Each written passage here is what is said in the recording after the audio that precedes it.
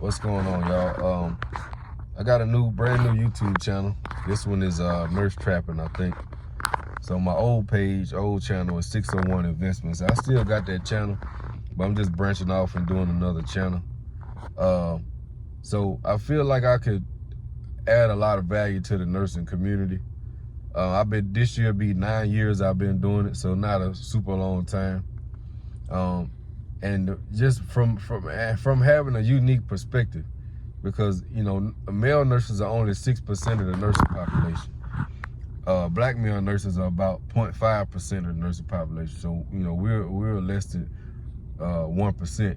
1 in every 200. So and I just want to talk about the lifestyle that nursing has afforded me. It afforded me to be able to. Last year I bought 5 rental properties, but the groundwork for that started years ago, a long time ago, which is what my other page, 601 Investments, is about.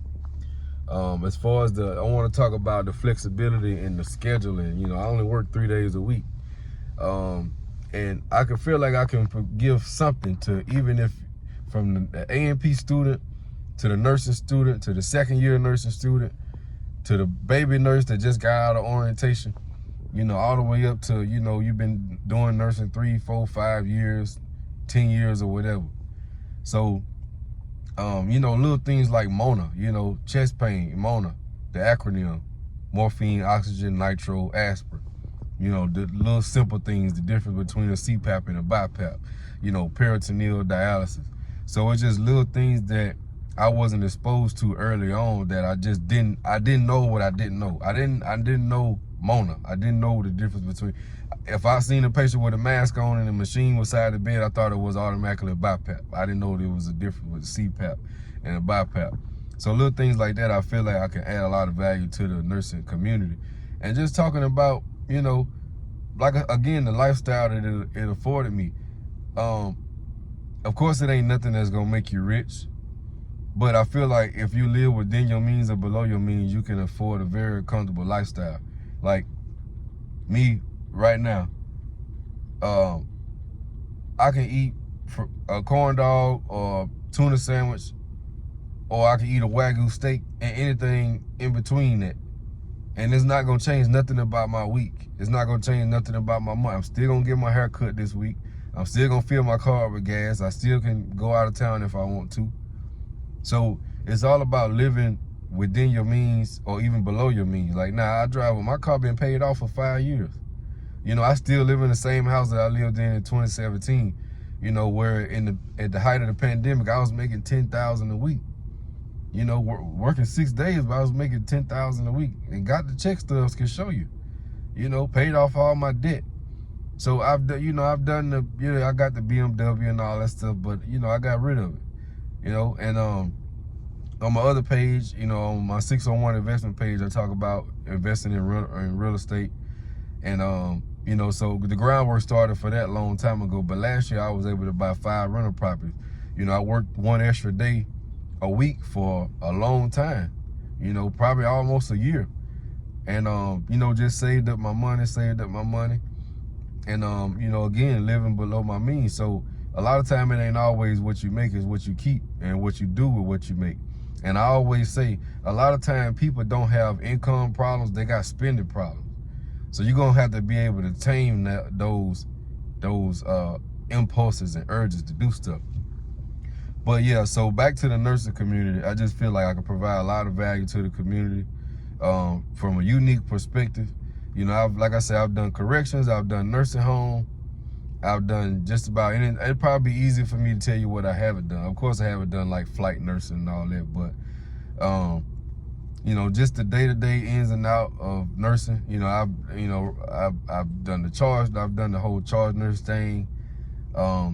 So yeah, brand new channel. I think it's called Nurse Trapping, and I'm really excited for where it could go. I don't have no expectations for it. I don't expect it to blow up and be 100,000, even 1,000 subscribers, in a month or a year or whatever. But it's just me, my way of, self-reflecting, cataloging my journey and my growth. Because eventually I'm gonna scale out of this thing. Eventually, you know, right now I'm doing internal contracts. So every 3 months, you know, it's up to the hospital to whether they want to extend me or not. So eventually I'm gonna go to doing 2 contracts a year, 1 contract a year, you know, PRN, just to kind of keep my license active. Because, you know, it's my golden goose. You know, and it's a saying that say you don't kill the goose that laid the golden egg. So for me to quit this altogether it'd be stupid to me. You know, so I feel like I would do it at some capacity. I would always do it on some kind of level, some capacity. Whether if it's, you know, if I just do CPR and ACLS, you know, instructor or something like that. You know, because it's been good to me, but it's been, you know, it's also been a stepping stone. But so I think that's about it. I didn't expect this video to be 5 or 6 minutes long. I'm just sitting in the drive-through. So I figured I'd make a video, but yeah. So yeah, all the way, no matter if you the A&P student or you the first year nursing student, second year nursing student, you know, the baby nurse, the 1 year nurse is trying to figure out, okay, now it's time to pivot. You know, this med surg done got repetitive. You know, I'm tired of seeing CHF, chest pain, hip fracture. You know, I'm tired of seeing the same old stuff. You know, okay, hemoglobin 6.5, I got to give some blood. When you get to that point in your career, it's time to pivot. When, you know, I always tell nurses used to ask me, you know, I've been doing travel nursing since July 2020.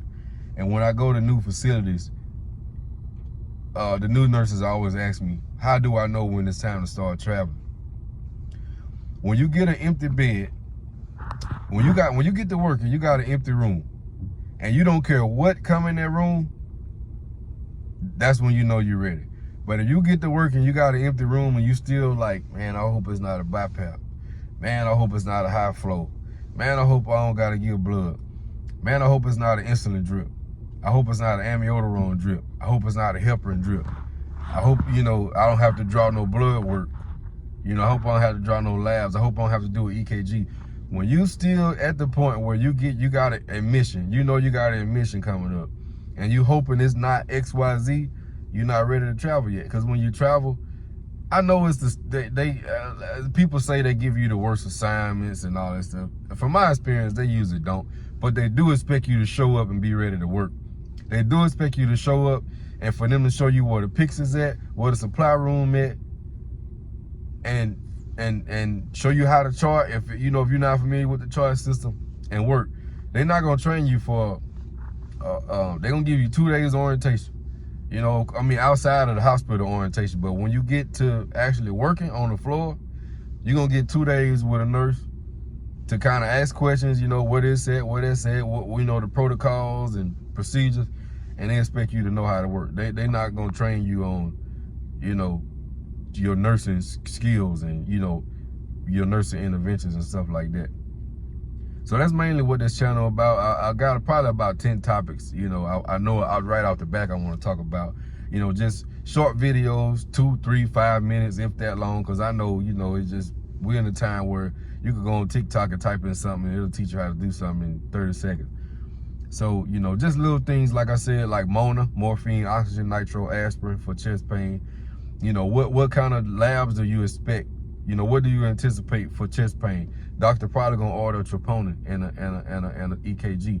You know, what do I expect for a patient that's decompensating, you know, respiratory wise? They're probably gonna order ABG. That's something respiratory do. That's something the respiratory therapist is gonna do. You know, what should I anticipate? I got a patient just went in the AFib with RVR, heart rate 160s, 170, sustaining in 160. What should you anticipate? They're probably gonna give them an amiodarone bolus. Maybe some IV metoprolol, maybe 5 of IV metoprolol. Probably gonna start them on an amio drip. You know, something like that. Okay, what if the patient just tacky? What if it's not AFib and they just tacky in the 110s? You know, they don't usually do nothing for 110, but what if they tacky in the 140s? What should I anticipate? Well, maybe if they're not heart failure, they're probably gonna give them a fluid bolus, you know, something like that. So it's just a lot of little things that I just wasn't exposed to, because it's just certain things you don't see often. You know, peritoneal dialysis is another one. So that'll wrap up this video. Brand new channel, Nurse Trapping, and I look forward to making videos.